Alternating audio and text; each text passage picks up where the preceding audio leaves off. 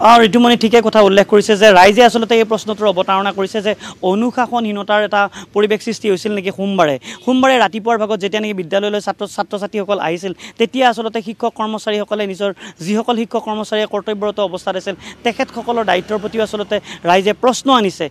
সেই বিষয়টোৱে আচলতে আৰক্ষী অধীক্ষকগৰাকীয়ে বিশেষভাৱে তদন্ত কৰা দেখিবলৈ পোৱা গৈছে আৰু সমান্তৰালভাৱে যিগৰাকী জিলা শিক্ষা বিষয়া তেওঁৰ সৈতেও আচলতে ইতিমধ্যে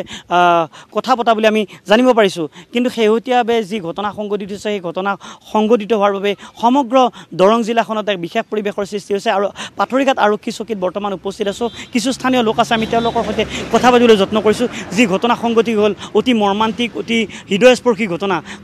সমগ্ৰ ৰাজ্য কঁপাই গৈছে এই বিষয়ত আপুনি কি মন্তব্য কৰিব সঁচাকৈয়ে বহুত দুখজনক ঘটনা কাৰণ যিটো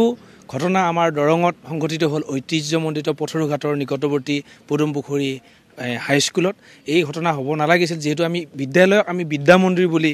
ভাবি আহিছোঁ বা আমি সকলোৱে বিদ্যালয় শিক্ষা গ্ৰহণ কৰিবলৈ যাওঁ তাত যদি মৃত্যুৰ নিচিনা ঘটনা ঘটিব লগা হয় বা ছাত্ৰৰ পঢ়াৰত যদি ছাত্ৰৰে মৃত্যু হয় তাতকৈ আৰু দুখজনক ঘটনা কেতিয়া হ'ব নোৱাৰে আমি আশা ৰাখিছোঁ যাতে পুনৰ আবৃত্তি এই ঘটনা নহয় বিদ্যালয়ত আৰু লগতে যিসকল দুখী ছাত্ৰই এই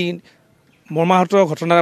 পৰিস্থিতিলৈ আনিলে বা আমাৰ শোকাবুল পৰিস্থিতি সৃষ্টি কৰিলে আমাৰ সকলোকে দুখ দিলে সেই ছাত্ৰসকলে যাতে পুনৰ এনেকুৱা কৰিবলৈ বেলেগ ছাত্ৰই সাহস নকৰে তাৰ কাৰণে দোষীক উচিত শাস্তি দিব লাগে আৰু যদি প্ৰশাসনৰ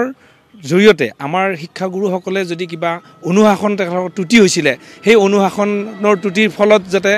পুনৰ এনেকুৱা ঘটনা নহয় বা আমাৰ বেলেগ ছাত্ৰ যাতে মৃত্যুবৰণ কৰিব লগা নহয় তাৰ কাৰণে আমাৰ প্ৰশাসন তথা আমাৰ এই কৰ্তৃপক্ষই দায়িত্ব ল'লে আমি নিশ্চয় আনন্দিত হ'ম আৰু পিতৃ মাতৃলৈ আমি তেখেতলৈ আমি